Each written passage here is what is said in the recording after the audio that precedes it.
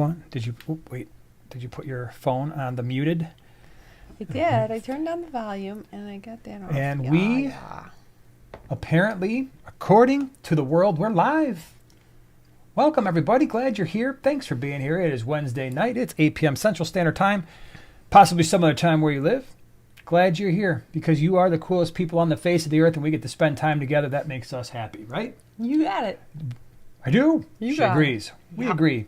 So I am really glad you're here. Today, we are going to be taking your questions like we always do. I think starting next week, we've got an idea, or we've got some ideas for some subjects for the live stream. The other day, yesterday, 2 days ago, I don't remember, but we actually came up with, or I came up with, mostly me, I suppose, came up with a list. Somebody asked last live stream, like, how do you come up with ideas? And I just need 30 minutes to sit down to myself, 30 minutes to an hour to sit down to myself. And then I texted you a sheet of paper that had, do you remember how many ideas it had on that piece of paper for videos coming up for the next, I don't know how many months? No, I didn't count. 58. There were 58 video ideas that I had on this little sheet of paper. And along with that, I think we're going to have some pretty cool live stream topics, just short things, 15, 20 minutes, probably start those periodically next week. So for those of you who like the topic-oriented live stream, as long as it doesn't ramble on for, I don't know, like an hour or so, I think you'll like that. The other thing that's going to be happening starting tomorrow, really, I think, provided that I think I brought the stuff with me that I need. For the members videos, we're going to reintroduce or start doing the science series again. I had mentioned as the summer kind of approached, we got away from that a little bit because, well, sometimes the summer isn't exactly fish keeping season, like we've mentioned the last, I don't know, few months or so as summer's been happening. But yeah, I've got about a dozen articles that I found that I think are very relevant to us and our fish keeping abilities. Cool. So that's going to be happening starting tomorrow. Things we've done this week. Monday, we did something. Do you remember what we did? It's always a quiz. Monday, we did something. Yeah, we did a subject. We did, oh my gosh, I just totally blanked. Hold on. She doesn't remember. Well, no, because I have guppy stuck in my head now, which I know is... I have, we're the three best friends that anyone can have. We're the three best friends that anyone can have. You started singing that little ditty about 10 minutes ago. Yeah. And that's also stuck in my head. And will never, ever, ever, ever. Anyway, we did cool water fish. So... We did cool water fish. That was a video that people had been asking for a while. Like, what are our suggestions? What are the kinds of fish that we would keep in an unheated tank, such as the ones behind us right here? And we came up with a list. I believe it was 15 different cool water inhabitants. So if you haven't checked it out and you are interested in potentially running somebody, that's pretty awesome. Marley put in there, cool water fish. That's what you did, guys. Oh. Sometimes we need your help there. Thank you for that. Tell us what day it is. And Steelways immediately, boom, The Hangover. Yep, that was the movie. That's where it was from. Alan, what are you doing? Blood Brothers. So that was really messed up. There's a tiger in the bathroom. He's not kidding. So movie, anyway. Funny parts. A few funny parts. Yeah. Weird movie. So Cool Water Fish was on Monday. Today on the Small Scape, your channel, what did you do? What did you do? What did I do? I did something on my bucket list, and that was I added some new little friends to my green neons. Not that they're not magical enough. I'll buy them little selfies. There was just something that I wanted to do, and I did it. She did do that. So check it out if you want to see her update to her 20-gallon green neon tank that she loves so much. Like I said, tomorrow we're going to do a science series for the members, and then Friday I have a pretty cool species profile, I think. At least that's what I think I'm going to be releasing to the world of a fish that is somewhat common, but I think there are a lot of misconceptions about this fish, especially because it's often sold as a beginner fish, and I don't think it's a good beginner fish at all. So, yeah, that's what's going to be happening. And then on Saturday, you'll do something because that's just what you're going to do. I got something planned already. All right, I'm good. excited. I'm glad you've got something planned. So let's see what we got going on here. This Sunday is the Greenwater Aquarius Society swap. So that is happening. And we updated the website. So we have the fish on the website that we're bringing to the swap available for pre-order. So this Sunday. Did I say Saturday? You did. I'm sorry. Wow. It's this Sunday, the 11th, is the Greenwater Swap in Joliet, Illinois. So we'll be there. Lots of fish to bring. And then the following Sunday, which would be the 18th, we'll be at the Greater Chicago Cichlid Association Swap, which is up north. But I never remember what town it's in. It's north. Go to gcca.net for the 2 weeks, or the week after Sunday. I think it's considered Northbrook. Northbrook-ish area. It's on Milwaukee Avenue. That's the deal there. And Aquashella, of course, coming up on I think it's the 7th and 8th, 8th or 9th, something like that. It's that first kind of weekend. It's the 7th, 8th, 8th, 9th, 6th, 7th, whatever that Friday or whatever that Saturday, Sunday is in October. We're going to be there. Hope to see you there. It'd be pretty cool. Oh, and one other thing, next week, I believe. I was going to try and do it for today, but I didn't get around to it because this is kind of my territory. I'm going to be doing a nano tank tour. That includes these 4 bad boys here because we've had multiple requests to get a look like up close to them. So that hopefully will be going out a week from today. Yeah, that would be pretty awesome. And then you get to see not only your Nano Nook, but then these 4 tanks. We have a couple in the kitchen, one in the living room that we could show off, and I think and then the one in our room. Yeah. So we've got a few. So at least when I did the fish room tour of the main part of the fish room, we left out I don't know how many tanks, 4, 5, 6, 7, 8, at least 15. Yeah, right? I used to have 20 nano tanks downstairs and throughout the house. The number has changed, and I'm not saying if it's gone up or down. There currently. You go. So that's the story there. Tesla Killdozer, thank you so much. 347. I love it. Thank you. It says, good evening, Jason and Joanna. Good evening. That's me and you. Good evening to you, sir. So, sir, good evening, sir. Wasn't that a movie too? Oh, no, I said, good day, sir. Oh, that's just a funny line all the time. I don't know. Good day. I think it came from a movie. And there's a really funny meme with like a groundhog or something dressed up like a British gentleman. It's really funny. Good day. I said, good day, sir. Yeah, so that's a thing. Michael, thank you very much for the super chat. My 50-gallon lowboy popped a seam this week. I was working from home that day, thankfully. Fun times. All fish were saved, and I resealed tank. All the fish went back into the tank after several days. Oh, wow, that's a bummer. Yeah, that is definitely a stressful time. So I'm glad that you were home when that happened because it probably saved your floors, your house, and your fish. Obviously the fish as well, and being able to reseal it. Yeah, that's not cool. So, one of those things with those 50-gallon lowboys is they don't have a center brace. So luckily, it's only a 10-inch tall tank, so there's not a ton of pressure on those seams, but it's still fairly substantial given the fact that it's a 4-foot tank, 4 feet long, 2 feet wide, 10 inches tall. So without that center brace, those seams and of course the plastic rims on the top and bottom take the brunt of everything. So I'm glad you were able to save that situation. That's good to hear. What else? I was going to mention something else. And now I lost it. Well, I seriously lost it. From when we were in Texas Fishroom gifted us some shirts. Yeah, and that's really by cool. the way, you just hit 3,000 subscribers. Congrats to them. That's pretty cool. Yeah. Oh, and before I forget, because I was talking to Grant today, Garden of Eater, I didn't realize that for some reason that his live stream ran right after ours. So if you're like, you know what? Oh. Yeah, back to back? I like live streams. I love lamp. I love lamp. I love lamp. I love carpet. I love live stream.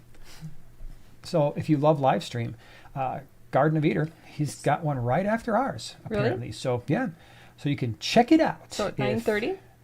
9:30 Central Standard Time. Yes, cool. CST. Shrimp talking? I would assume so with 8 zillion tanks. I would think so. Fishman 20-gallon long. Thank you for the super chat.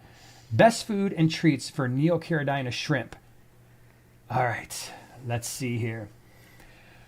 Lollies? The shrimp lollies. I really like those. In fact, I did a video about them a while back just because I think it's one of the coolest things to see because usually when you feed shrimp, if you feed them any kind of sinking food, they just form a big pile of shrimp, and that can be very entertaining. The snowballs, right? That's what we often feed them. Cat's Aquatics has some food that is designed specifically for invertebrates, and those things are sold through Flip Aquatics, channel sponsor, full disclosure. But I really like those shrimp lollies because it's basically, as it would sound, it kind of looks like one of those cattails, only not quite as wide. You just stick it in the substrate, it sticks straight up. And then what I like about them is the shrimp crawl up and they form like a big like a tower of shrimp pogo stick or something. So I like those a lot. So any one of those three, like I said, the snowball, that's what they're called, right? The snowball. I can never remember if they're snowballs or snowflakes. I think they're snowballs. The shrimp lollies, and then the Cat's Aquatics has the food as well. I like all those for shrimp. John Wood is here. John Wood is here. Hey, John. What's up? Any clown pleco tips? Yeah, get them because they're cool. Yeah, clown plecos are one of my favorite types of plecos. Obviously, we share a common bond, John, and that is we both really like the bristlenose plecos. He likes the super reds. Yeah, let's be clear. And I love bristlenose plecos. I love their versatility. I love that they don't get super huge males, maybe 6 inches. I basically put them in anything 20 gallons and above, and even the smaller ones I'll put in a 10-gallon until they grow to a size that they need to move. But the clown plecos are a very close second for me, and the reason why is I love their color. Yeah, they're so clown super plecos cool have a very zebra sort of looking pattern to them, where they've got a dark brown and then a light brown stripes that kind of look like the zebra pleco pattern, although not quite as striking. The other thing I like about the clown pleco is they stay smaller. So like a bristlenose will get to 6 inches. Clown plecos maybe 3.5. The females tend to be a little bit more plump, a little bit more round belly. But I've had a female clown pleco in our 75-gallon now for well over 10 years. That particular female's, it hides a lot. And I will see it maybe once every 3, 4, 5 months. So the downside potentially to clown plecos is if you give them the space and the structure to hide, it's very likely that they're going to go there and you very rarely will ever see them. That being said, in our 15-gallon column tank in the kitchen, the clown pleco is out every morning, sitting there on the log, enjoying life, and he's always been that way. Really striking fish, not hard to keep. Like most small plecos, they're not aggressive, so the clown pleco is great for a community tank. 10 gallons and above, I would say, is perfectly fine. They do the same job on algae as the bristlenose. I know some people say, oh, the bristlenose don't eat algae. They do when the sinking food is properly managed. Obviously, you don't want to starve your plecos, but if they have some appetite, they're going to go searching for food on the surfaces of glass and rocks and things like that. So, love the clown plecos. We have been keeping them in our water, and our water is, I think if you read the internet would say, you can't do that. We do. Been doing it for a long time. We bring dozens of them in, and we've got probably a half dozen floating around the Fishroom at this point. Our water, 78 degrees-ish, 78 to 80, depending on where you're at in the Fishroom. GHKH of 10, pH of 8 to 8.2. Ideally, they'd probably like that pH a little bit lower, but they're doing fine up to a pH of at least 8.2. So, and Andy says the shrimp food is snow pops. Thank you, Andy. I don't know why. I'm always thinking, is it snowflakes or snowballs? And it's neither. Snow pops. Thanks. That's why you're here, to set the record straight. Snow pops. Yep. Thanks, Appreciate Andy. that. Whip's World is here. I can't say it's going as well as it is with you. I don't know who it is, but glad you're here anyway. So, John Wood, getting next Tuesday. Well, that's cool. So, going to be hooking up some clown plecos. Oh, yeah. Wait a second. Get a group of them. What? Duke Aquarium asks, Joanna. That's you. That's me. When are you going to do an African dwarf frog tank? They are super fun to scape and super cute to watch. I can just imagine, because I've had them. I had to way back when, way before you, when I was much smaller. Yeah. Kermie and Cornelius. They were the best frogs. And ever since like a while back, I saw a pile of them in Petco in a tank. You know, they were all under this little structure, and they were all looking out, and they were so cute. Yeah, dwarf frogs so are bad. cool. We've had them in. I put them in 29 gallons with some guppies. That worked out fine. I had them in a 125, and a lot of people say, oh, you shouldn't put them in a tank that tall. Well, they were in there for a very, very long time, no problems. Sometimes when they're in there with faster eating fish, you have to kind of spot feed them, maybe some frozen bloodworms and stuff, or even the frozen brine as it sinks to the bottom, because they're really slow eaters. But yeah, those would be possibly on a list of things we need to get at some point. If I did that, I think we would probably, going back now, the guppy dwarf frog combo wasn't the best. I think if I were going to go back and do that, I might keep the dwarf frogs with a small schooling fish that doesn't tend to take food off the bottom of the tank. I think that would be better. Yeah, it would be easier to feed the dwarf frogs. That's the only thing you got to. How about dwarf rasboras? You got to be careful though, because if the fish are too small, right? The dwarf frog's like, I know my mouth's not that big, my belly's not huge, but I might try. Yeah, I made a mistake this past week. I scarred your sister. As some of you know, her sister Deanna has been helping us in the fish room. She's really taken to it. She's been not only like she started out just cleaning stuff, doing duckweed, and now she's like starting to do more of like I want to do some decorating of the tank sort of thing. Anyway, that's called aquascaping. I know that, but in her frame of mind, at first it's probably tank decorating until you get to the aquascaping. No, even she calls it aquascaping. You're the only one that calls it decorating. She's into tank decorations. Okay, so my story is, I get a text. Where was I? I was not home because you texted me. Okay. And you says in the text, I says, we need to put the Congo Tetras somewhere. Or no, we were somewhere, and your sister texted you and said, we need to put the Congo Tetras somewhere, or the small fish, because the big red fish is eating them. Like so at first I'm like the big orange fish. I'm like the only big orange fish we have is the female Midas cichlids. I'm like there's full size peacocks in there. She's not eating any of those things. They've been in there for years, and we're thinking, and we're like, and she's trying to. We were at a Boomers. Schaumburg Boomers baseball minor league team game thing, which we really enjoy. And she's like, what are you talking about? Big orange fish. I'm like, oh my gosh. And then it hit me. We've got the big red gold, the gold red spot Severum, and that guy is getting big, like size of my hand, larger than that even. And I put some Congo Tetras in there that I had left over. I had like 5 or 6 of them. I'm like, I'm going to throw them in the 40 breeder. I looked at it, and I didn't even think about them. Like they're big enough. He's not going to mess with them. And there were 2 males, 2 females, and actually the females were the smaller ones. But they seemed like they were plenty big enough to not be bothered. Well, my assumption was very wrong, because he decided, that the Severum decided I'm hungry. And your sister happened to walk up to the tank as he was half eating a fish. And so we're trying to instruct her, and luckily Eli was here, on where to put the remaining Congo Tetras so that no more disaster happened. So we avoided most of the disaster, but unfortunately, the Severum did wind up with a snack. Yeah, so sometimes you just don't realize some fish will be like, I think I got this. Mm-hmm. Yeah. So Squad Camp, thank you so much for the super chat. I added Pothos to my 29-gallon within 3 days. Roots turned brown, sloughed off, big mess, ammonia nitrate 0, nitrates 20 parts per million, page 7.6. What went wrong? Thank you guys for helping me over the months. Well, thanks for being here. So when I usually start Pothos, I don't put roots in the tank. I put the stem in the tank and then let the roots grow down from the stem. I don't know if that matters. I've never tried to put the roots in. So that could just be something where the roots were like, hey man, this osmotic pressure right now is way off, and then that root structure dies, and maybe the roots will start to grow back off the stem again. But try that with the Pothos. Try just clipping off a stem, sticking that in the water, and letting the roots grow out of the stem. That might be a better way to do it. So the water parameters are fine, so I don't think you did anything wrong. It's just, it happened. The only other thing I can think about is if you had like a bunch of snails in that tank, or maybe some type of a Pleco that started to gnaw on the roots, but try the stem.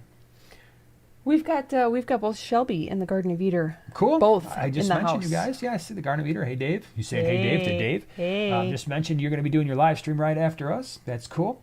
Truth Will Out. Thank you so much for the super chat. Glad you're here. Usually Truth Will Out is a Saturday person, right? I think sometimes. Yeah. We're late or up early. What do you know about mosaic lilies? I know absolutely zero, unfortunately. Do you know Those anything? are cool. That's like good. a Ludwigia. It looks kind of like a, if I'm recalling correctly, it looks like a flower, like a mosaic sort of flower on the surface. It's on the hit list. There's so many plants on the hit list. There's another one. I want to say it's a Salvinia, something like that. But some of them are just like crazy cool. They just basically flowers on the surface. So in terms of water parameters, do you know anything about it? No idea. Okay, so sorry we can't be more. Frequently, I think they're done in ponds because they probably get pretty large. So nano tanks probably wouldn't. Yeah, so in my realm. What's going on? I only have one single plant, but no, I don't know anything other than they're beautiful. Let's try it out. Yeah, try it out. What happens there? Mr. Fish says, I got a new filter for my tank, and I got a bacterial bloom some days after. It's been cloudy for a long time. There haven't been fish in months. How do I make the water clear? So bacterial bloom, that can certainly happen when you're adding a new filter. I don't know how long the tank has been established.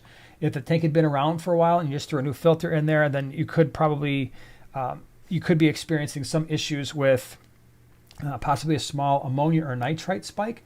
Even if there aren't any fish in there, you could still have lost beneficial bacteria, and there could have been some ammonia being produced in the tank. It could be some of the media that was, if you had, especially like some of the bio rings and stuff will release like a white powder that takes a while for it to go away. In this particular case, if you don't have, there haven't been fish in months, I don't know if I would worry about, you said a long time, but I mean, you could do water changes and see if it goes away. If that was the only thing that was added, sometimes it just takes time for that to all stabilize again. You could try adding some live beneficial bacteria like the Fritzyme 7 and see if that helps. But those are all possibilities, I suppose. What say you? Well, James, hey James Nature Aquatics is in the house. Cool. And yeah, he agreed. Mosaics are huge. So there you go. Yeah. Well, that's good to know. Yeah. They're gigantic. They're gigantic. Second floor is here. Second floor. And just, reminding everybody, if you have a question, ideally, if you put @Primetime Aquatics in that question, that highlights it in orange, and that's just kind of, again, that keys in our eyes a little bit. It's like, oh, there's probably a question here, something that we're supposed to be reading. Helps a little bit, helps it stand out a bit if you've got a specific question. So wait. Whip's World is guessing a bunch of names. But the just first randomly, one of the names, well, I don't know, maybe to other peeps here, but all right, Whip, I have a question. You said Ross from Friends, because didn't he once say good day? I said good day. Oh, I don't know. It's kind of I could just be totally off, because also I believe somebody else commented that the guy from that 70s show said it. I didn't watch the 70s show, but the Friends. Yeah, I am fairly certain that might have come from Friends. But I think it's a common phrase, but whoever does it just makes it really funny. That was popularized by Friends. I'm almost sure. That was the next one I was going to say. That is the most popular phrase of the entire Friends series, and that is pivot, pivot, pivot. You know that one episode where they pivot? Rachel is coming out of her apartment. She's and then I don't know, Ross goes upstairs or something like that, and he falls down the stairs and scares the crap out of her, but it's actually a dummy. Well, it was a prank that they played on Jennifer Aniston, and she looks like she really got scared. She really did get the crap scared out of her, because they didn't tell her they were going to use a fake, like a dummy. Fake Ross. He's just tumbling down the stairs. Fun fact. So, Steel Waves. Do you have a video on hatching baby brine shrimp? I'm thinking of trying it because my multi-fry survival rate isn't great. Yes, we do. It's an older video, and it's an older code, sir, but it still works. It's an older video, but it shows you how to hatch it. It shows how to set it up for basically free. I use, when I do the live baby brine, and we hatch it out twice a day, and we've been doing it twice a day for many, many years, and this has worked for us every single time we've done it. Basically what I do in the video is I take 2 empty 1 liter bottles. Okay, so you've got your 1 liter bottle. I peel the stickers off, make sure the 1 liter bottles are clear plastic as you can possibly get. On one of the 1 liter bottles, I cut the bottom out, just about this much, right? So I just cut the bottom out of it, turn it upside down, make sure that the cap is really, really tight. On the other 1 liter bottle, I basically cut the bottom about this far, and the video shows it all. I actually put rocks in there and then shove the bottom into the top of the first brine shrimp thing. What that does is it forms a base, and the rocks weight the thing down so it doesn't tip over once you put water in it. And then To make the stuff, I just fill up the water to about this far from the 1 liter bottle, dump in 2 tablespoons of salt, and then a teaspoon, more or less, it's around a teaspoon of live baby brine.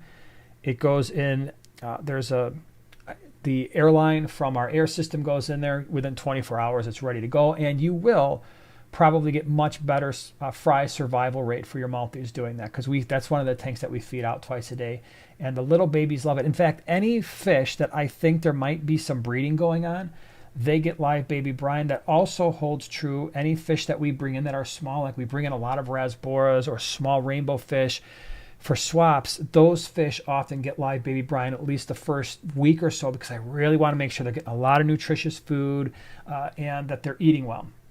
And small fish will very rarely ever pass on live baby brine. So it's good stuff. But anyway, check out the video, because what I said is probably not 100% the clearest thing in the world.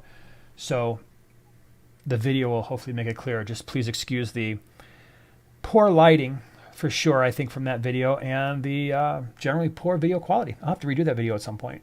And that's also very interesting. Okay. A lot of people commenting that it originally came from Willy Wonka. Gene Wilder did it. Okay. So, okay. Another fun fact with the Willy Wonka movie, really fun. When he first comes out, Gene Wilder first comes out on the carpet to meet the guests and stuff. He's, comes out with a cane, I believe. And then he stops and does a somersault. That was his idea. He wanted to do the somersault so that the audience from that point on would never know if he was lying or telling the truth. There you go. Wow. That's when we're on. Darren's got a great question. Jason and Joanna, I have 10 Cory cats in a 10-gallon tank, and their fins look like they're deteriorating. I assume it's from rot. What's the best way to treat it? With the fin rot stuff, I've been using, anytime I see clamped fins, like if we're bringing fish in or something like that, or the fins just don't look good, or they're starting to they look a little chewed up, and I know the other fish aren't doing it, which that's what fin rot generally looks like. The Maricin Oxy, right? The Maricin Oxy, it's a liquid, and basically it's like 1 capful per 10 gallons. You get a normal size bottle. It's going to last you a while, and usually after the course of treatment, which is by day 6, the directions, I believe they say by day 6, stop using it and go to either Maricin 1 or Maricin 2 potentially.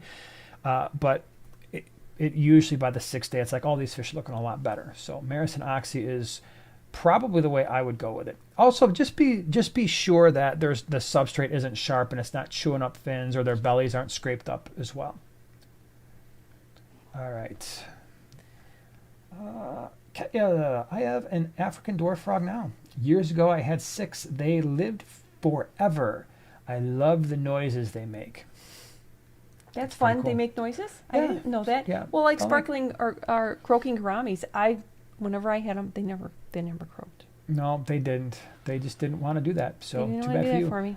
Thomas, thank you so much for the super chat. Hey guys, 1 year doing planted tanks, have learned a ton about fish equipment and aquascaping from you both. Thank you so much for all you do. Well, thank you for being here. Appreciate the super chat. Glad you're hanging out with us. Yeah. And hopefully we will continue to be of value when it comes to making videos. So, like I said, I got 58 new ideas ready to roll over the next, 58 ideas would last us somewhere in the neighborhood of 6 months.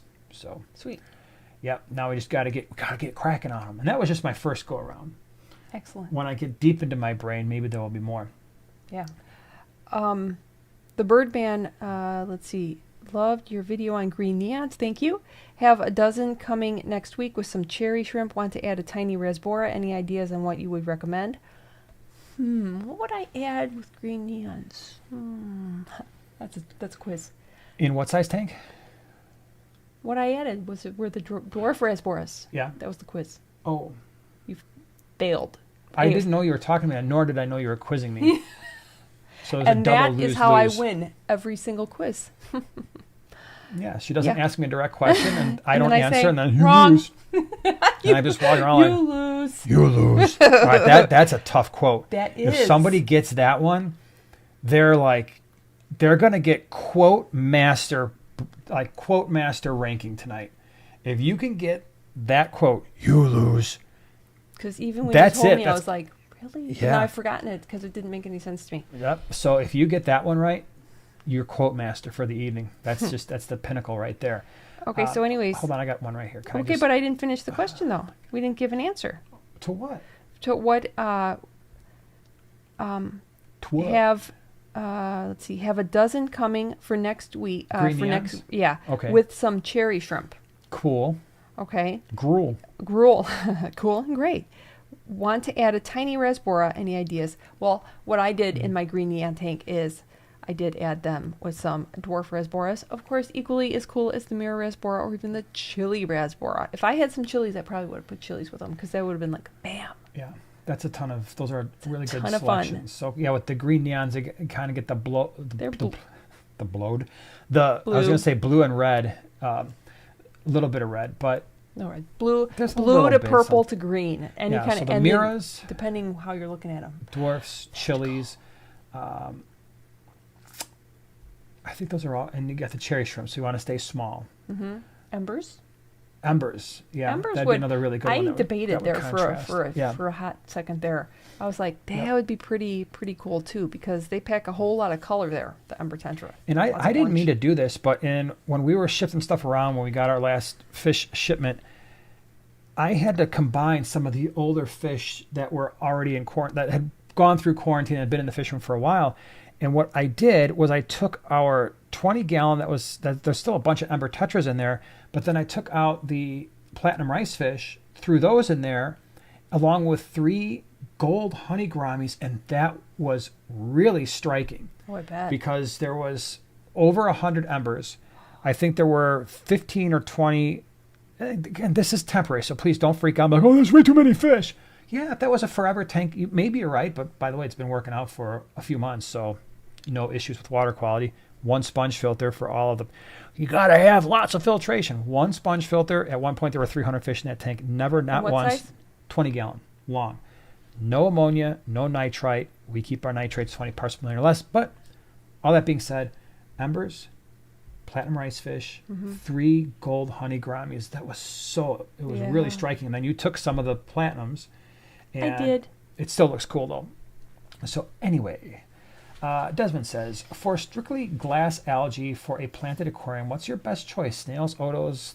It depends on the size of the tank, depends on your water parameters. If I had softer water with a pH that was neutral or less, I would definitely consider the otos if it's a large enough tank. Large enough meaning like a 20-gallon or more. I know otos, the fish itself is small, but otos do best in a large group. Large meaning get a dozen, 12 or 15. So that would require at least a 20-gallon, possibly more.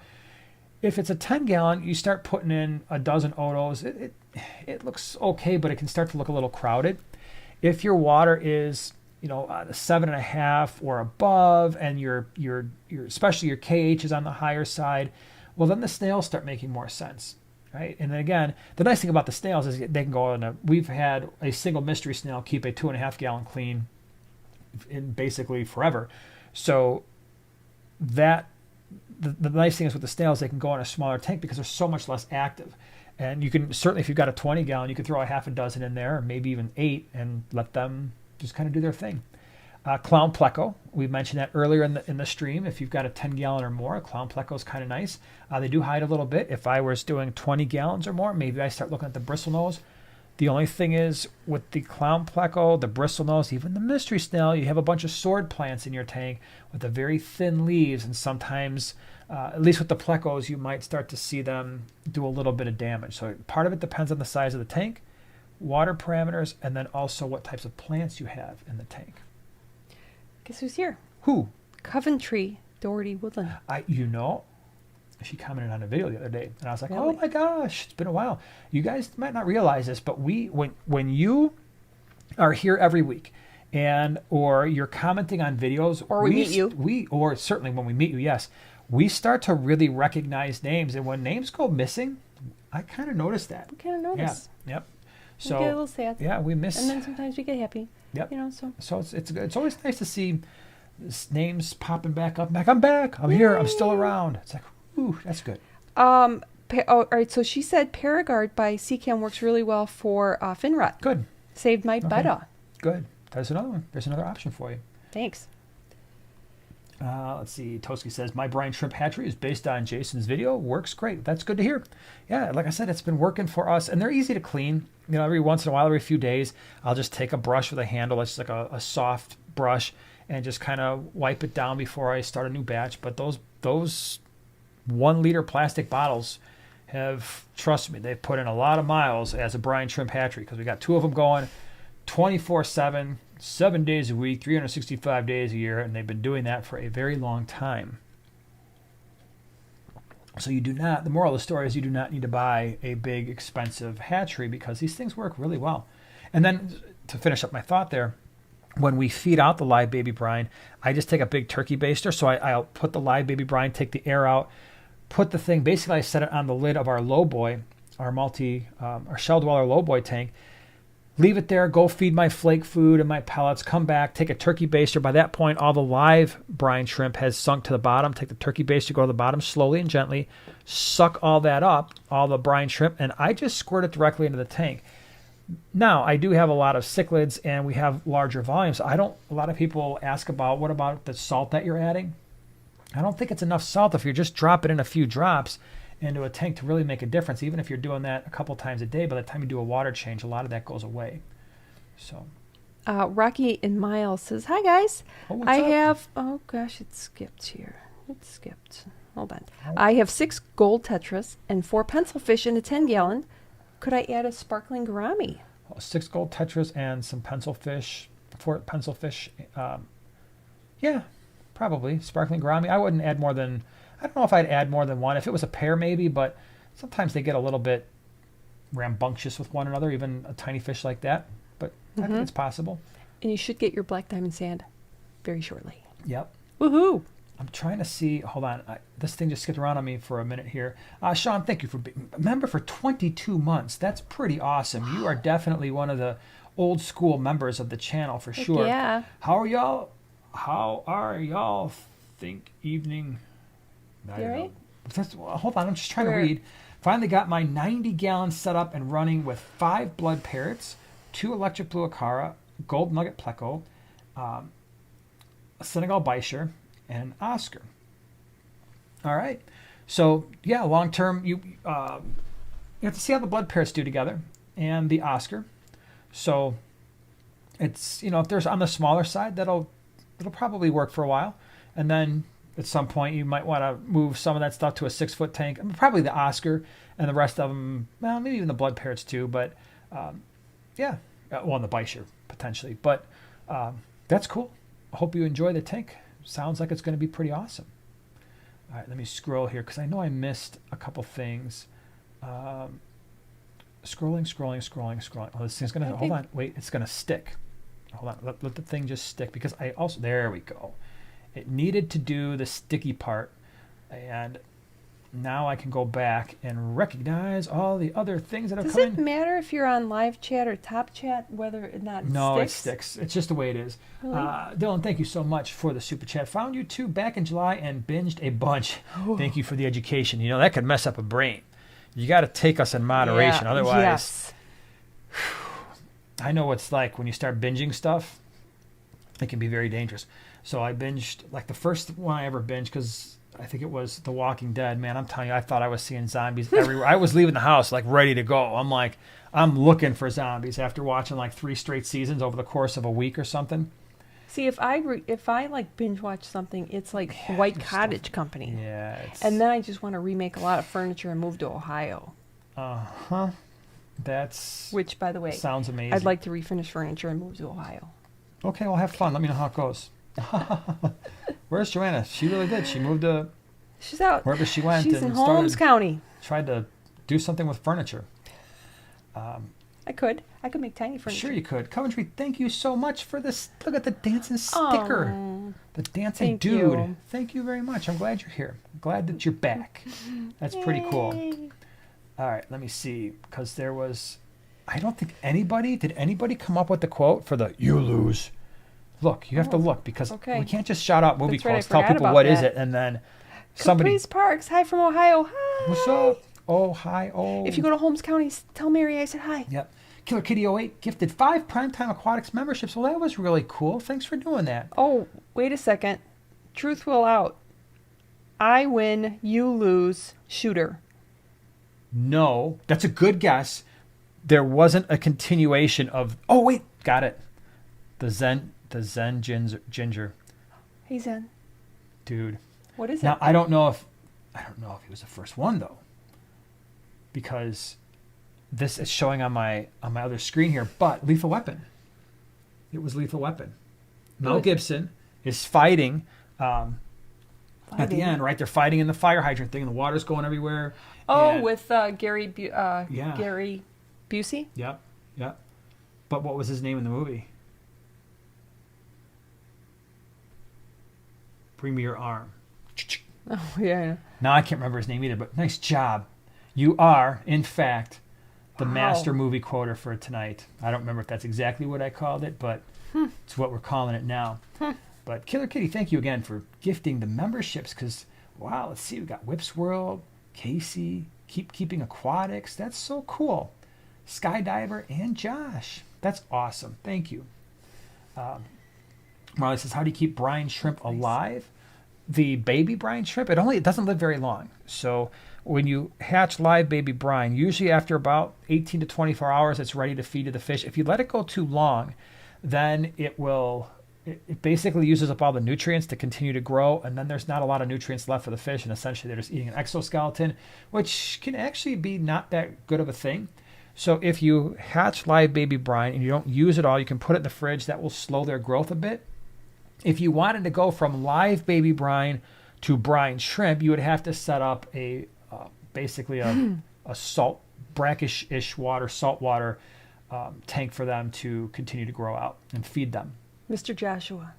Thank you. Who said that? Second floor. Second floor. Thanks, Shannon. Yes. Thanks, Ryan. Now, if you Was mess it Ryan? around, I'm thinking it was you, Ryan. Yeah, you'll have to talk to Mr. Joshua. Mr. Joshua, go have Endo take a look at that. Yeah. I know the other guy's name. I would have gotten it eventually. I would have gotten the Mr. Joshua part. And by the way, just so we can settle this now. And what's the quote again? You have to do the quote. You lose? Yeah. You lose. Yeah, that was the quote. That was a quote. We need to just make something clear before we move on and answer more questions. Lethal Weapon is a Christmas movie. So it is every bit the Christmas movie that Die Hard is, and Die Hard is every bit the Christmas movie that Miracle on 34th Street or whatever that movie is, or the one with Elf. It's true. Or even, do you want to know a fun fact? Even Bruce Willis said it's I don't not care a Christmas Bruce movie. Willis was just the actor. Like, he wasn't the writer. There's Christmas music in there. There's Christmas, it takes place at Christmas. Yeah. But for us people who like really cool Christmas, no. It is. It's one of the best, and it's one of the best ones out there. But it's top 3. I will give you one thing where an extra reason that it should be considered a Christmas movie, if one wanted to do that, is because it takes place in the same house on location. It's not a real house, okay? It's on a location. Those houses look nothing. You always tell me that. The Raj's house is the same house that Margot lives in. The next door neighbors to Christmas Vacation, to the Griswolds. That is the same house. I don't think that's true. Margot I think that's just Todd and Margot. And yeah, I just don't think that's true. That house layout is completely different. They change the insides of fake houses. I don't think They're sets. So they're going to just so they build have to new move. walls? Of course. How do you think? I think can somebody please say that, like, we're having movies, a marital dispute right now. Movies, like movies and TV shows. Haven't you ever seen the? First of all, it's not a set; it's a real neighborhood. like Friends. Raj actually lives there. And Seinfeld. So that when they're walking outside, that's a real neighborhood, huh? With Seinfeld's real sunshine. a real neighborhood. And that's why you see that same neighborhood in a bunch of movies and TV shows? I don't know. Well, yeah, because it's New York. So if they have a movie in New York, that's going to be part of the thing. Of course. Oh, my gosh. I don't know about people anymore. Marley says, have you ever kept crayfish? I'm thinking about getting a blue one. Yeah, we've got an orange one right now in He's a 20-gallon. So cute. I actually kind of like him. Yeah, we've put some singing pellets down there. He jumps on them. David says, will you be at the Greenwater Swap? Yes, we will on Sunday. And yeah, we've got all of our fish up for pre-order on the website already. And we will be there. Looking forward to it. I really like the Greenwater Swaps. They're a lot of fun. It's very laid back. If you've never been to a Greenwater Swap, it's kind of cool because they really think about the people who are attending. By the way, there's no cost to get in there. You don't have to be a member. There's no cost to get into the swap itself.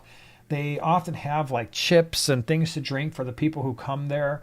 And afterwards, if you wanted to be a member, by the way, memberships are like, I don't even know, like $20 a year. Trust me, it's the best $20 you'll ever spend in your life.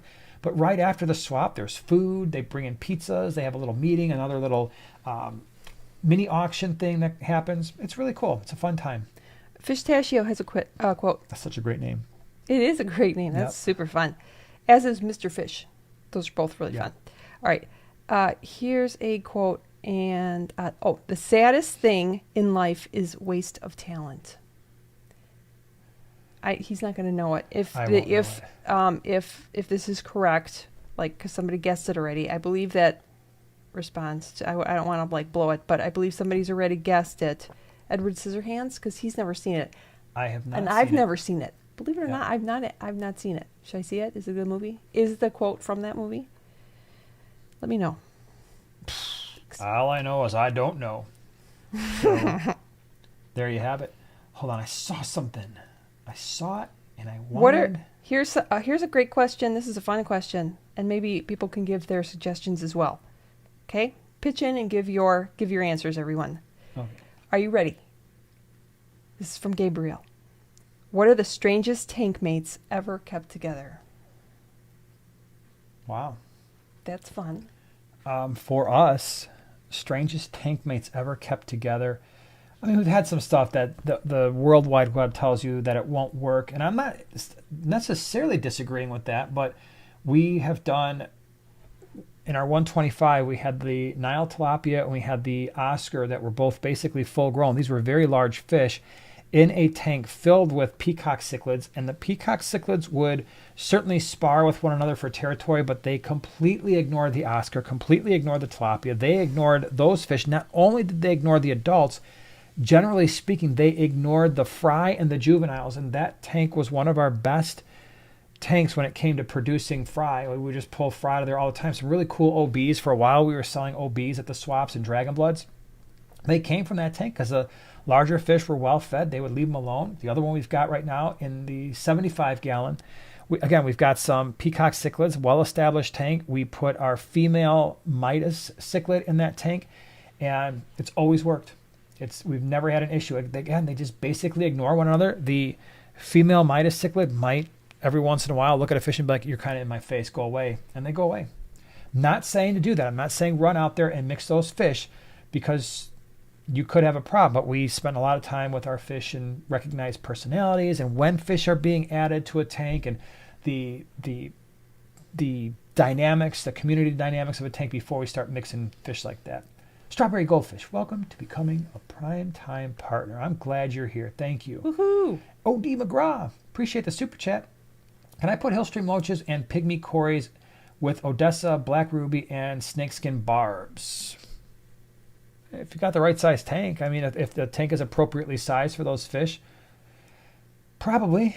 Yeah, I mean, you're going to want to just be aware of the temperature and make sure that you're meeting the needs of both. But if you meet them halfway, you're probably going to be okay. So, yeah, all right. So I've got a couple here. First of all, James says his lovely wife Rebecca says, us not seeing Edward Scissorhands is inexcusable. So you know what? I've already written it down. I will see it. We will remedy the situation almost immediately. I'll see, especially if it's Tim Burton doing the music, which love Tim Burton.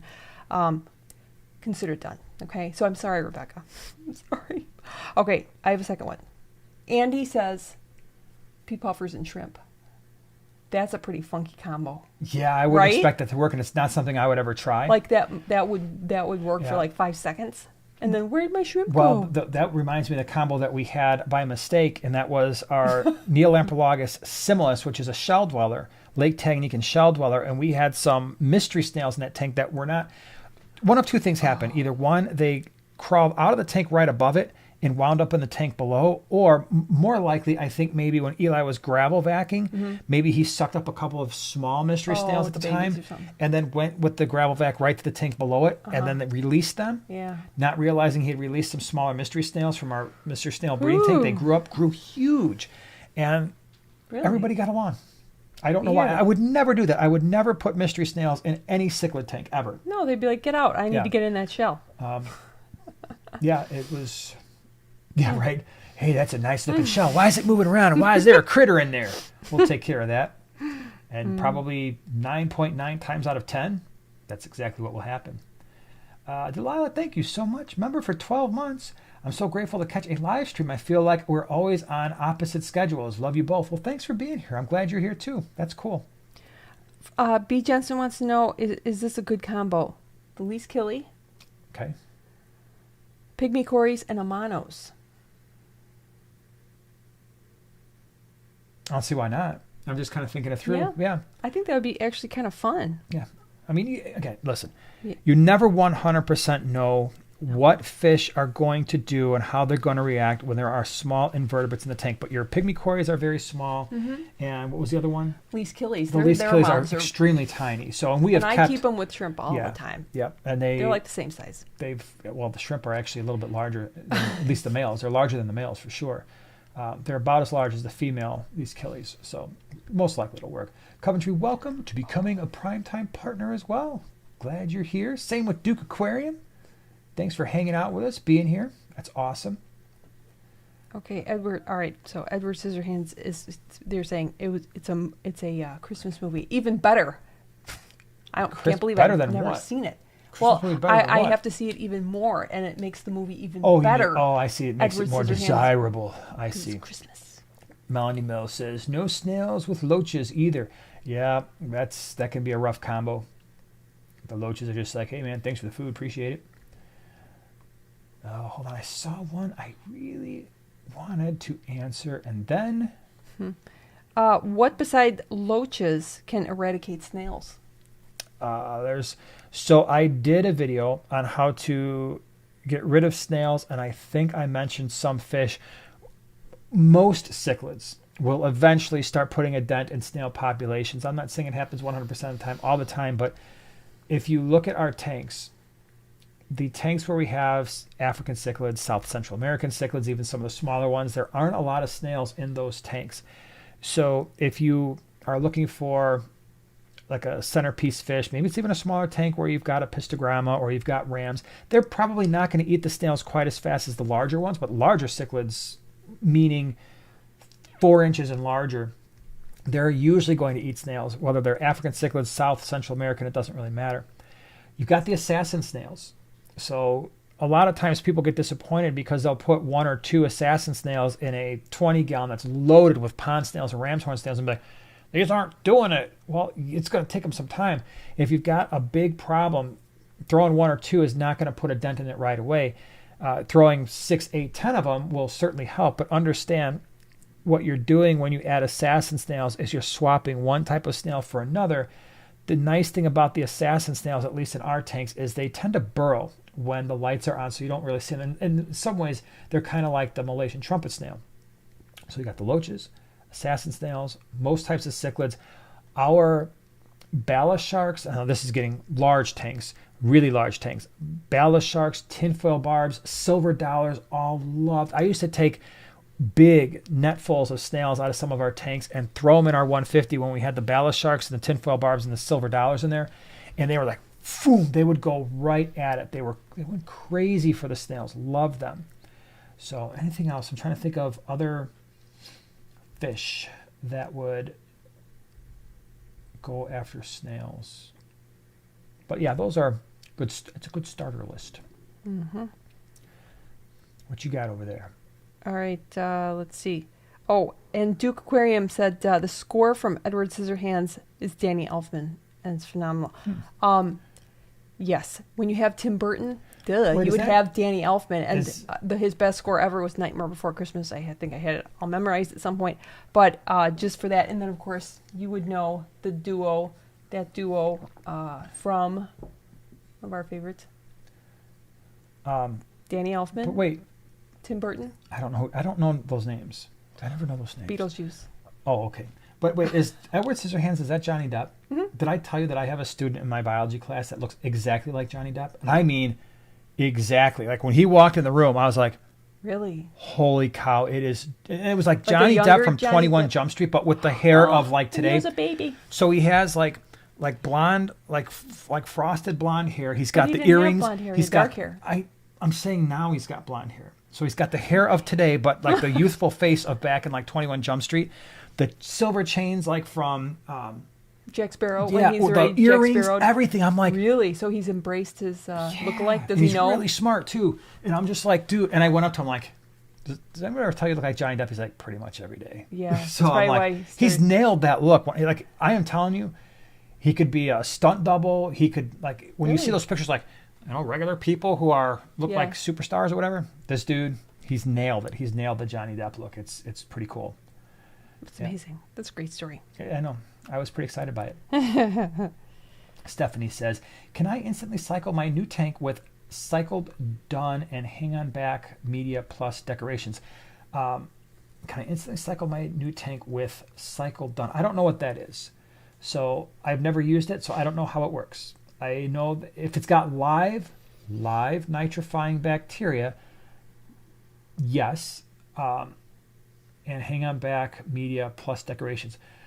So when we're setting up a new tank, we do two things. We try to use media from an established tank, and we will also we will add Fritz Zyme 7, and that has live nitrifying bacteria. And we've used that product dozens and dozens of times exclusively to set up tanks, but a lot of times we'll use it in combination with cycled media as well. And we've never had an issue. Never had ammonia or nitrite spikes because of that. Let's see here. We got DJ. Welcome. Welcome for becoming a primetime or primetime partner. Glad you are hanging out with us. Oh, cycled sponge. There we go. I'm like, cycled done? I don't know what that product is. I thought it was just like the name brand of a product. Cycled sponge filter. Yeah, absolutely. That is a great way to cycle a tank. But what we normally do, people always ask, if you're going to take cycled media from an existing tank, how long does the cycled media need to be in the existing tank before it can be transferred to a new tank? I like to keep it in there about 6 weeks.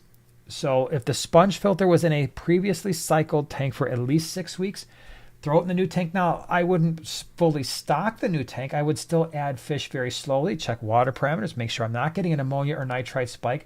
But if you do those in combination, I've never had an issue doing that. And if you look at any of our Fishroom videos really early on, like when we first got started, the first few Fishroom tours, you'll see sponge filters, and then you'll see jammed behind the sponge filter actually filter floss that's stuck between the sponge filter and the glass of the tank that came from a cycled filter, and that worked for us as well.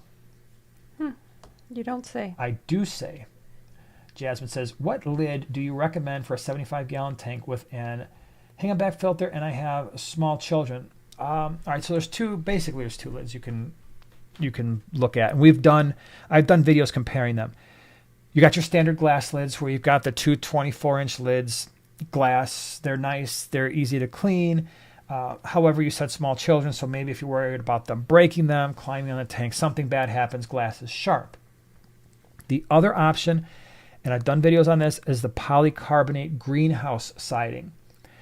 If you go that route, the nice thing about it is you can cut it to any size you want. You can cut holes in there to make room for cords or make room for hang-on-back returns. You can cut feeding holes in the front, which is what we do now. If you go the greenhouse siding route, they sell it on Amazon. The other store was I think it was Greenhouse Megastore Direct or megastoredirect.com, something like that. It's in the video where I compare the two. But the nice thing about the polycarbonate is you don't have to worry about it breaking. Like the kids, when they were smaller and they were cleaning tanks, they would be up on a ladder cleaning a tank that's up high, take the lid, just kind of throw the top part of it on the ground. Well, it's plastic. It's not going to break. It's never broken. But if you go that route, use the 8 millimeter. The 6 is too thin. I think there is like a 10 or 12 that's too thick. It sticks up above the rim of the tank. The 8 is perfect. If you're going to do that, something I didn't do, which I wish I would have done, is silicone the ends so that no water could get inside, which would then lead to algae. Dee Dee would be happy if you did that. Yeah, because she's been cleaning a lot of lids, and I really should. Now that she's made those lids look so good, I should go through and silicone all the ends. Yes, you should. But I haven't had time, and so they're probably going to get dirty again. Don't tell her that. Yep. Duke Aquarium, fun fact. I love fun facts. Fun facts. Danny Elfman also did the Simpsons theme song. I don't think I knew that, but I'm going to try and remember that. Fun fact about Henry Mancini, if anybody y'all, I know you're not familiar with him, he did themes for Pink Panther, You would know that one. Moon River. You'd probably know Moon River. Charade. I've heard of it. Let's see, what would you know? It's probably, you wouldn't know anything. But anyways, he did the theme song to Newhart, with Larry, Daryl, and Daryl, and which is really a weird, funny thing. And also like Remington Steele. Remember Remington Steele? Oh my Remember gosh, that? that's an old one. I still remember Thursday nights, and I don't know why my parents allowed me to do this. I say this all the time. Oh. It was Knots Landing. Never saw that. Was that on at 8 o'clock? And then I wasn't allowed. Falcon Crest was on at 9. This was, Central Standard Time was Knots Landing. And I got really into that show as like a little tiny kid. I should have never been watching that show. I mean, I was a small child. I don't know why my parents let me watch that. Weird. They didn't usually let me watch Falcon Crest because it was a weeknight. It was a school night. It would come on at 9. But then, Friday nights was pretty cool, too, because you had the Dukes of Hazzards, and then you had Dallas. I used to watch Dallas. I think the shows I should not have been watching as a child. I remember Dukes of Hazzard. But here's my question. Yeah. What night was the great double header, Magnum PI and Simon?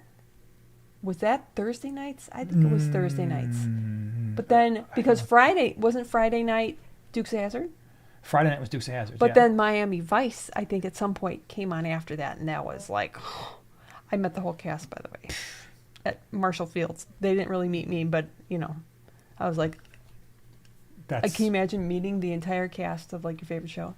I can't even imagine. Were you wearing a white jacket? But they were actors. You know what I mean? Yeah. Because they act in sets, movie sets. They were pretenders. They were professional pretenders. A Midwestern Chronicle, what do you guys do for a living? Just curious. Well, I am a biology professor, biology and microbiology, and that's what I do. And you I work, I'm a financial assessor. For a healthcare company. Yeah, for a healthcare company. Yep. Yeah, so... That's our day jobs. That's our day jobs. Thrilling. Yeah, I am lucky enough that I get to do 2 things for a living, this and teaching that I love because it's so cool. All right, let me... I thought I had a question here. You had a question, I did you? Well, let me go ahead and Did you used to watch Newhart with Larry, Daryl, and Daryl? I mean, I was aware of the show, but it wasn't. Yeah, I mean, like as a boy, you're not going to watch that. You're going to watch Knots Landing. Who was he married Dallas. to? I don't remember. Who was Larry, Daryl, and Daryl married Newhart, to? in the show. Like I said, I Her knew name the was show. Joanna. I knew the show existed. I wasn't like over there. I can't wait for Newhart to come on. I was like a 10-year-old kid or whatever. I mean, let's face it. It was weird enough that as a 10-year-old, 8-year-old kid, I'm like, Knots Landing is on. Shh, everybody be quiet. Oh my goodness! Yeah, or Dallas with J.R. Ewing. Yeah, I never watched one. Your kids weren't. Your thing. parents weren't allowed. Didn't allow you to watch it as kids. Imagine that. Yeah. Killer Kitty 08, member 14 months. Thanks. Wow. Thank you. I will have to bring in my pond guppies, cherry shrimp, and white clouds. Should I acclimate them to tropical fish tank or set up a 20-gallon no heater? Might as well set up a 20-gallon no heater. Yeah, I mean, they're pond guppies, and white clouds don't need a heater. So the pond guppies, if they've been out there, and cherry shrimp definitely don't need a heater. I guess the one thing would be maybe the guppies. Maybe if you could separate the the guppies from the other fish, they might appreciate it. They're probably not going to do as well if the temperature is constantly down in the upper 60s, low 70s. Because if they've been out all summer, the water's actually probably been kind of warm. Yep. James Nature said, I was all about Airwolf as a kid. Airwolf, yeah, was that the one with the helicopter? That was, wasn't Airwolf that... was a helicopter. Was that not Jean-Claude Van Damme? Airwolf, I know his name. Think it was. I think, I know I would watch it sometimes because I think my dad also liked it. So, you had to get the TV from your dad usually, like with the remote, with the one single small TV that we had. Yeah, that's going to bug me what his name is. Do you remember what his name is for Airwolf? Skydiver says, anyone can answer. Any reason why nearite snails would be staying at the water surface, new to tank? Fish seem fine, maybe a parameter thing. So it could be. It could be that the nearite snails are getting used to things. But generally speaking, if they're there all the time, there could be a problem with dissolved oxygen. So maybe there's not enough flow in the tank for them. If there's any kind of ammonia or nitrite in the tank that's doing damage to them, they would go closer to the surface. If there is water circulation issues, they will spend time up there. I have found that our nearite snails, or not nearite, our mystery snails will do that sometimes if maybe our sponge filter isn't quite flowing the way it should. So that can happen. They will also do that. You'll see that happening more at night when the plants are no longer releasing oxygen and they're actually consuming oxygen if you have a heavily planted tank. But if they're going back down and searching around after the lights go on after a couple hours, and that's a good sign. But if they're always up there, yeah, it could be something either with them in particular or, yeah, something off of the water parameters. All these shows now I'm thinking of. Okay, wait. The A-Team, yes. Oh, for sure, yeah. I ain't getting on no plane, Hannibal, right? I ain't getting on no plane. And then Jan Michael Vincent is the actor. Thank you very much. Yes, that's the dude. And then what else? Wait. Second floor said Hardcastle and McCormick. You like? That's all right, hilarious. We're really I remember getting that. into that, yeah. Do you remember? What was the one? Scarecrow, Mrs. King. Okay, now we're getting into shows that only lasted a season for a reason. Bruce Boxlight. No, that was a good show. And can I just tell you something? Magical Mario, thank you for the super chat. Hey there, just sub today. Glad you're here. I'm soon getting a starter 5-gallon tank. Want some tetras and a mystery snail. How many tetras is best for this size? Depends. It's a 5-gallon. I might think about if you want something small, schooling. I might look at the rasboras instead of the tetras, only because you get more. A lot of times when you see things like neon tetras, whether they're the standards, the black neons, green neons, when they're at the pet store, they're really small. They're usually smaller than an inch. They're kind of skinny. And then we get these things in a tank. I have seen full-grown, full-blown neon tetras, cardinal tetras, black neons that were a very solid, very plump, 1.5 inches, 1.75 inches, and you want to keep them in a group. And sometimes in a 5-gallon, either their growth, they don't get to that full growth potential in a 5-gallon, or if they do get that large, they start to look, believe it or not, a little bit cramped, even in a 5. Where if you look at the smaller rasboras, they symmetrically look fine in a 5-gallon, even when full grown. And so that goes back to what we were saying earlier. Your Miro rasboras, your chilies, your dwarf rasboras, spotted rasboras, exclamation point rasboras, those are all fish that tend to stay smaller. They tend to have smaller bodies, and you can keep 6, 8 of them in a 5-gallon, and it won't look out of place long term. So take a look at them. They're not quite as easy to find as the neons are, like the neon tetra types. However, they are very, very rewarding and offer a ton of color too. In fact, right back here behind Joanna's head, can you move to one side or the other? You probably won't be able to see them because they're in the back, but there are dwarf rasboras in this tank, and this is a 7.5 gallon, right? No, 8.3 gallon. There's like 20 of them in there. Yeah. And if you look at it, you're like, well, wait a minute, it doesn't look like it's way crowded. It's not. There's a big piece of driftwood. There's 20 of them in there, and they still don't look crowded. They're basically full grown. Yep. So it's a really good. Rasboras are fantastic. Absolutely fantastic fish. P. Jensen says, start another YouTube channel trying to remember actors. Oh my gosh. I'd watch it. Yeah. Right? Good luck with that. Yeah. Oh, second floor. Don't forget Night Court. Yeah, Night Court was a good one. Night Court. Oh, that was the best. The Fall Guy. Oh, yeah, the Fall Guy. Oh, yeah, that starts a whole nother debate. You and I. Heather or Heather? Yeah, which Heather? Which Heather? Heather Thomas? Heather Thomas or Heather Locklear? See, as a young child, I was a Heather Thomas fan. I could have told you that. Yeah, but I love the Fall Guy. The Fall Guy was great. Yeah, that truck, I had that toy. I had that truck, and it was great. It was one of my favorite, the Matchbox car thing. And Knight Rider? Knight Rider was awesome. Mm-hmm. Oh my gosh, that was the best. Simon and Simon. Oh my gosh, we're going way back, heart to heart. AJ all the way. Oh my goodness. M&C Aquatics picking up 4 paradise fish. Any advice on them? I don't have a ton of advice. I haven't kept them in a long time. Cooler water, at least they can be cooler water. They can sometimes go in an unheated tank as long as your tank's going to be in the upper 60s, low 70s. I don't know if I would try to keep those together unless it was a big tank, because they tend to behave a lot like Grammies and in some ways bettas, in that they can be somewhat assertive. You want to stay away from like faster moving barbs and stuff that might nip at them a little bit. But they're absolutely amazing fish, and I don't think they get quite enough love in the aquarium hobby, but they can be a little bit aggressive from what I can remember from back in the day. You address the fish questions from now on, and I'm just going to see the movies and TV shows.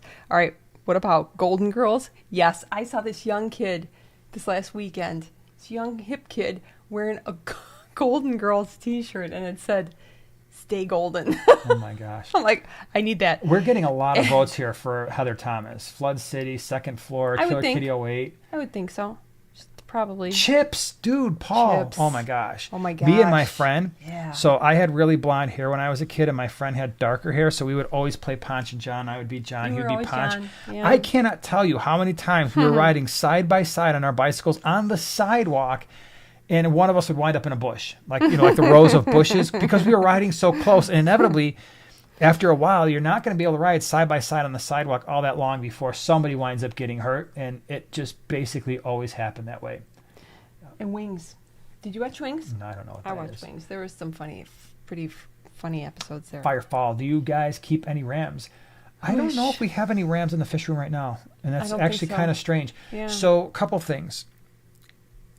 The Bolivian rams do well in our water, and our water is, again, 10 degrees KH and GH, pH of 8.2, 8 to 8.2.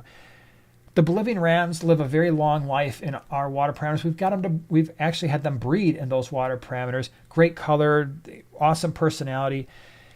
The German blue rams don't like that water nearly as much, or actually at all. And so we generally just stay away from them now, because I've tried them a few times. I'm like, they're not going to acclimate well. And I'm not going to put fish through that if I know they're not going to live their best life.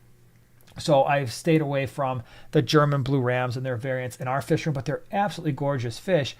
With the German blue rams, unlike the Bolivians, they're going to want to be a little bit warmer. So the Bolivian rams did perfectly fine in 76 to 80, and we'd keep them there all the time, and they were fine. The German blues would prefer to actually be 80, 82, and the water on the softer side with a little bit lower pH than we can supply. So, what? Duke Aquarium. Duke Aquarium. This is a fun fact, but you know what? It's not fun. I'm sorry. It's not a fun fact at all.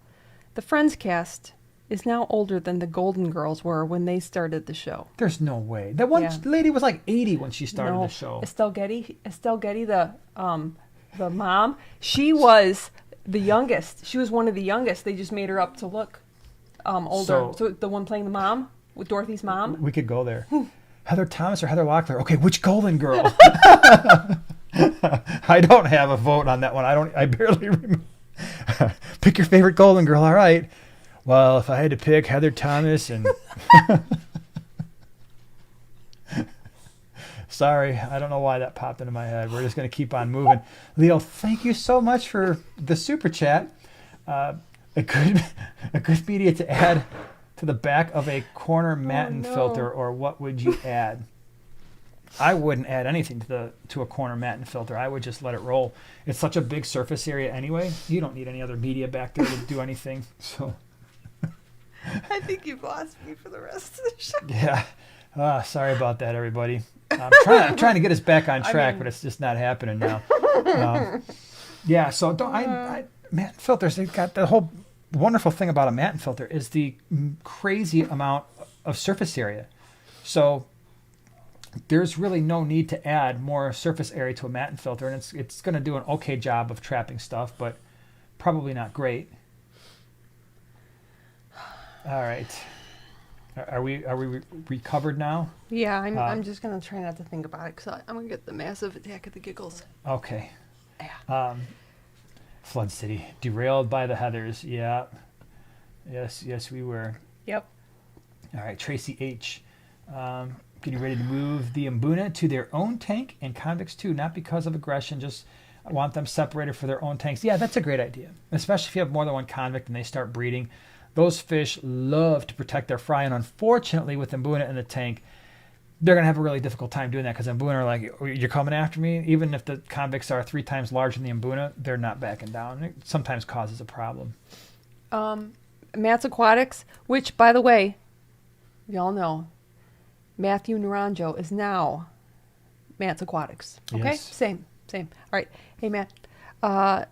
Does Monte Carlo need highlight and CO2? Yes and yes. It's an adorable little plant, but yeah, it's on the higher end of needing stuff. Skydiver says, he broke Joanna. Yeah, I think I did, unfortunately.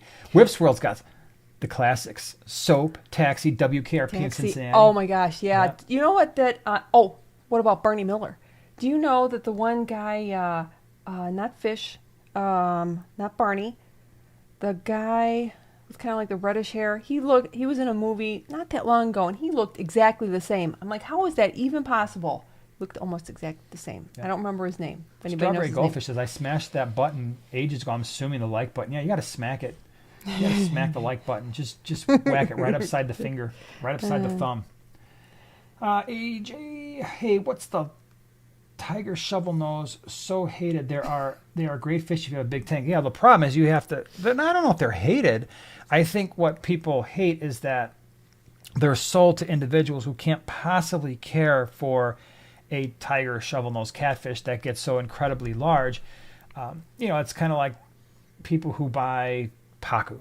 Pacu should not be sold in a pet store unless somebody can prove that they have a lake or a big giant outdoor swimming pool that they turned into a massive pond or a massive sort of lake in their backyard. There's no standard fish tank, even 8,000 gallons is going to look.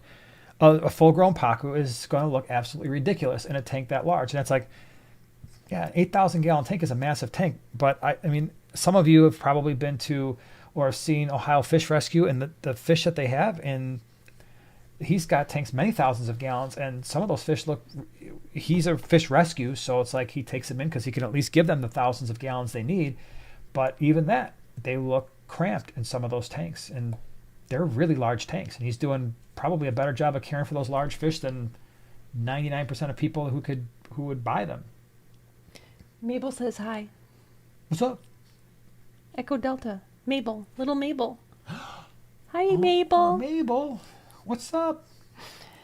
Let's wait. There is a... Tracy H. That's the reason I'm moving them. The fry are out of control with the convicts. I have so many babies that survive even with Africans. Yep. I just got a scratchy throat. That's okay. I may have to leave the premises here in a second if this doesn't clear up. Yeah, run. I'll just okay, because we'll just go to straight movie talk. Yeah, we don't want to do that completely because there are people who want to talk about fish, pistachio. What got into this hobby? What got you into this hobby and getting a lot of tanks? Is it like tattoos where once you get one, you want more? Well, that's a great question. So I've been in the hobby since I was 6 years old. So it's been over 42 years, almost 43 years. And it was just, I don't know what happens. I mean, what happens to a person when they just decide they like something. They like keeping fish. What I liked about it as a child, I still like about it as an adult. And that is, unlike many other types of pets, with fish, you're not just keeping the fish, you're building an ecosystem. I didn't know what an ecosystem was when I was a kid, but you're building their world, right? When you have a dog or a cat, and we've got dogs, I had cats growing up. I love my dogs. But dogs are different, right? They have different advantages, different strengths and weaknesses. But with fish, I loved not only the fish, but I loved watching them in their entire world. Their whole life is what you've built for them. And to me, that's really special. And that's one of the reasons why we do what we do, is because we want that world that you build for those fish to be the best world that they can have, because it's the only thing they know, and you're 100% in control of how they live, right? They're dependent on you for every single thing. And so as a child, I liked that. I liked even when there's, plastic caves and plastic plants and, the old school, remember those old school decorations? They were like yellow and orange and green and blue, and they were kind of supposed to be like stone, but fish would swim through them. Mm-hmm. I love that. And one of my favorite memories as a child was walking into this pet store by our house. And up front, it just had all the hard goods, but in the back, it had like this octagon-shaped room, and it was completely pitch black except for the lights coming from the tanks. And the tanks, they were set behind these black walls. So all you could see were the fronts of the tanks, and I love that. I absolutely I still remember that even now. And so over time, it's just one of those things where I just always had tanks. It was just part of what I did. And then once we had the opportunity to add more tanks to the basement and turn that into a fish room, I just knew I needed to do it. And, we discuss sometimes. We talk about, we're always reassessing the fish room. Do we have too many tanks? Do we have not enough? What are the purpose of the tanks? It's something that I shared with the members a couple weeks ago, is just, what is the fish room for us? And every time we discuss, do we want to go less tanks, larger? I can't do it. I can't. I love having all those smaller ecosystems and mixing in some of the larger ones.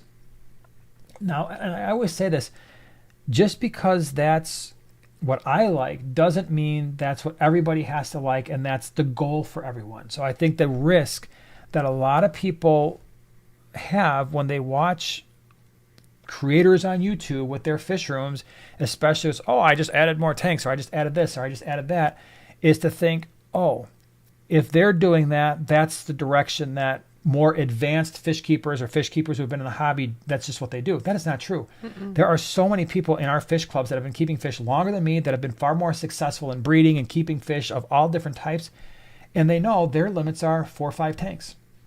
They'll never add any more because that's their comfort level. And so, yeah, I love fish tanks. We won't add more. I don't see us, unless we had a very automated system. We've reached a limit.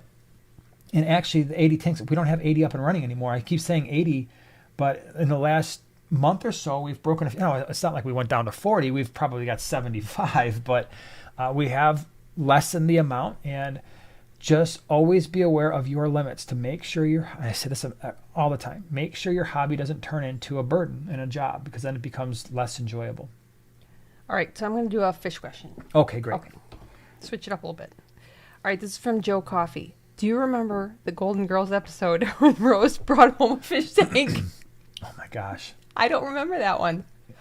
I don't remember that. Don't look at me. I didn't watch the Golden Girls. So just to be clear, I did not watch that show. I don't even know the names of the ladies, even like their fake names. So. Dorothy, Blanche, Rose, and then what was Dorothy's mom's name? Oh, I was thinking Blair. What was Blair? No, Blanche. Blair. No, but who was Blair? Was that Facts of Life? Facts of Life. Facts of Life. Yeah. The Facts of Life. Daniel says the APET video was awesome. Well, thank you. That is one of my favorite videos. That people always ask me, what were some of the top videos that I've ever done? That video, I think I titled it like the most important video I've ever done. It was a tour of APET, which is a large fresh and saltwater fish wholesaler, and I got to have a conversation with the guy Scott, who basically is in charge of ordering the fish, making sure the fish stay healthy, and it was a really good conversation. I need to get back out there. Scott and I think it would be cool if we could do another 1 or 2 or 3 episodes of that and talk about different things, because he knows so much. Yeah, it's crazy how much he knows. Yeah. If you've never seen that video, I can't recommend it enough. It was one of those ones where I'm putting it together. I'm like, wow, this is awesome. All right, thanks to Duke and Stacy. Sophia. Dorothy's mom was Sophia. Okay, anyways, moving on. So Coventry, when I clean my large tank, I drain into a tub outside so I can use the water for my plants. Cool. Nice. A week later, I found a lemon tetra in my outdoor storage bucket. He is thriving, and his name is Ninja. Love it. It's amazing when you find fish sometimes. Sometimes you'll be cleaning out a hang-on back filter and be like, how did this fish even wind up there? It's way too big to get sucked in through the intake, so it literally must have swam against the current up through the return and wound up in there. It's like, well, now that I'm here, I got the place to myself. I'm just going to make a home of this. It's kind of crazy. From Abazar, would you put endlers in with a betta fish, a male betta fish? We've done that. We did that in a 5-gallon, and then you hated it, more or less. Because you thought that, not that you hated endlers, and not that necessarily even hated the combo, but you didn't like the dynamic in that particular tank because from what I remember, the endlers were way too active for the betta. Yeah, I think they just stressed out the betta. In a 5-gallon, it did. Mm-hmm. That was a bit. So if you had a 20, maybe it would be different. Kasha from Creative Pet Keeping has done that combo, and in her 20 gallons, I actually liked that combo. I thought it was a much nicer flow, probably because the endlers had more space. They weren't quite so crazy. It just seemed like the betta and that betta's personality and those endlers when she did that, it just seemed to work out a lot nicer. It looked a lot better. Mm-hmm. So, all right, we're going to do a couple more questions, I think. Yeah. Just to wrap it up, Fishdashio said, thanks for telling your story. Got into this hobby because my grandfather, his basement had 2 huge tanks and thought it was the coolest thing ever. Yep. That's fun stuff. That was like my uncle.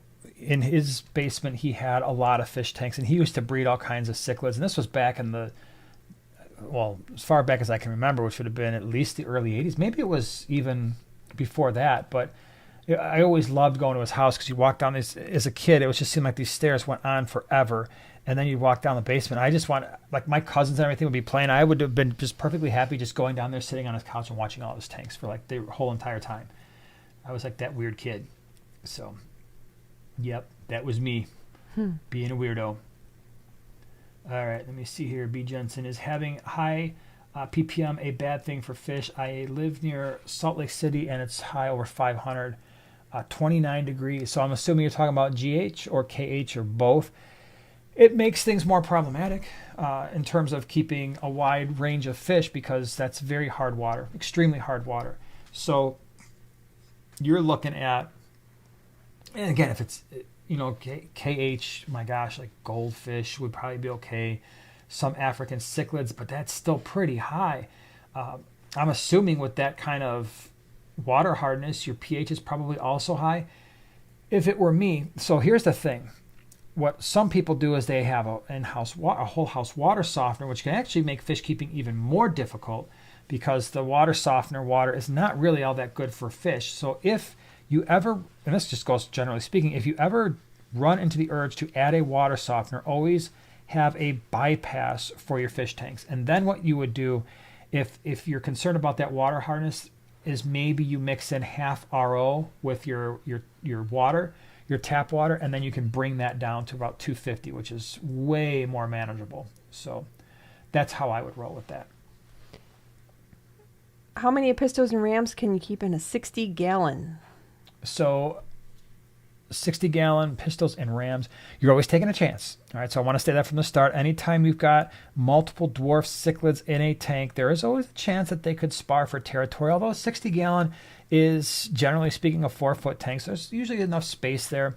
I might do with the rams, maybe you're going to do a male, for both of them. So you've got a male and maybe 2, 3, 4 females. Maybe just keep it down to 2. See how they do, but you got to keep an eye on them because you never know with cichlids. Like I can say that and all of a sudden be like, yeah, thanks, dude. Really appreciate it. All that happened was my rams and my Apistos fought, or the male and the female paired and they chased the 2 females away to the other side, but they had nowhere to go because the other Apistos were chasing them around. So if you want to be super safe, you get a pair of each. They'll probably find spots on opposite sides of the tank and be fine. But when you start adding in a bunch, you could potentially have more issues unless you went like crazy, like, oh, I did 6 of each. And even then, you could still have some problems. Yep. All right, everybody. I think now is a good time to call it an evening for tonight's wonderful festivities. Thank you to all of our moderators. I see Killer Kitty and Dave, and there's a whole bunch of people here today. Wendy was here, I think. But thank you so much. Thank you for all the super chats and stickers and everything. And next week, we're going to come back. We'll have a little topic I want to talk about for the first 15 minutes or so to kind of get back into the swing of things a little bit in the fish keeping season. Really appreciate you being here. Write down your questions, and hopefully if we didn't get a chance to answer them this week, we'll have a chance to answer them again or answer them next week. Appreciate you being here, and we will see you soon. Have a great weekend. Bye.